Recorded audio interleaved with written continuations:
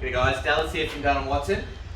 Today I'm just going to be giving you a bit of a run through of what you'd be receiving if you ordered a pantry, and also just a brief description on how you put that together. So what we have here is our 200mm wide pantry.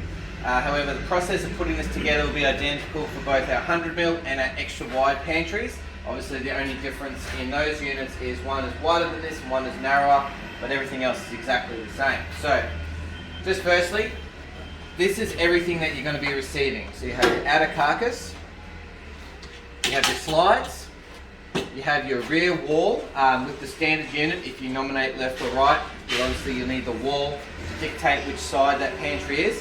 You can do without this wall and run bungee cord on both sides if you'd like to access it from either or. Obviously you've got your mounting plate, you've got your top and bottom tray, and you have all the bits and pieces to put it together. So firstly what you would do is you would grab your base like so. You'll note on the floor here you have numerous pilot holes to bolt it down. Just being a raw alley product, you could drill different holes if this doesn't line up with where you want to put it. Otherwise you've got some holes there ready for you. You'll notice that the hole centers are set quite high. Being that these typically go into a canopy, they've been designed to sit high so that you get 60mm clearance, which will clear majority of canopy lips on the market. So what we like to do when we grab the slides is we like to put the right hand slide on the right and the left on the left. This just makes it a lot easier if you pull the slides apart to know which arm belongs with each runner, because you don't want to mix them over.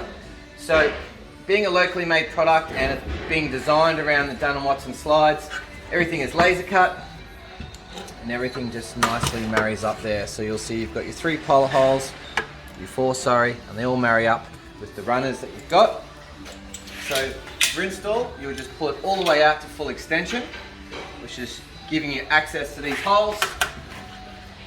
Pretty straightforward stuff. You would just line it up like so, and you would fit the nuts and bolts to those 4 respective holes. Obviously you would rinse and repeat for the right hand side.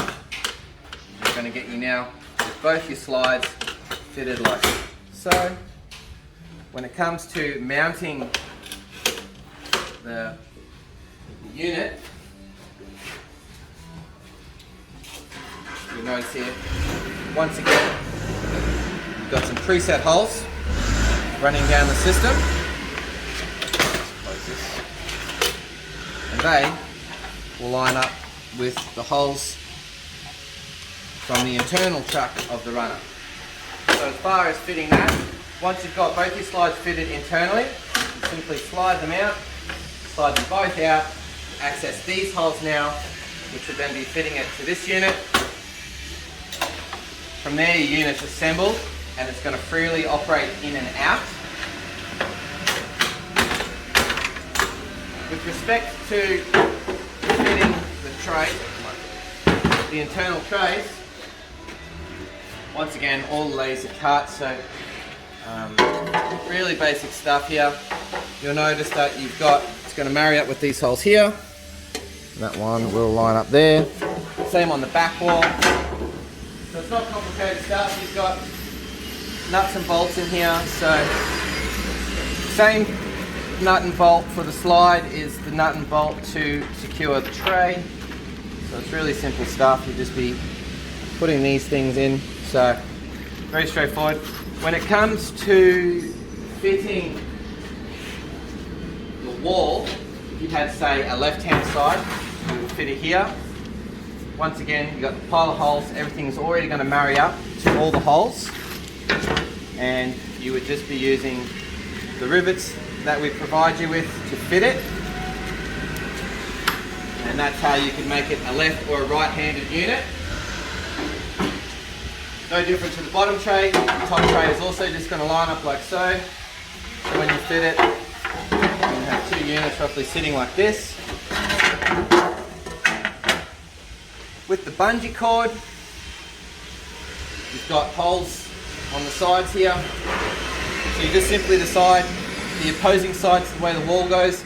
Just feed it through, you tie a knot off on the inside, stretch it. We've already cut them to lengths that are shorter than what you need, because this is a shock cord, which means when you apply the necessary stretch to tie it off at the front and the rear, it's going to create the necessary tension, so you're not going to have any slack in your shock cord that's going in here to stop things from flying around. So there you have it, just a brief run through of what's needed to put together one of our pantries. However, if you do have any questions, don't hesitate to give us a call or flick us an email.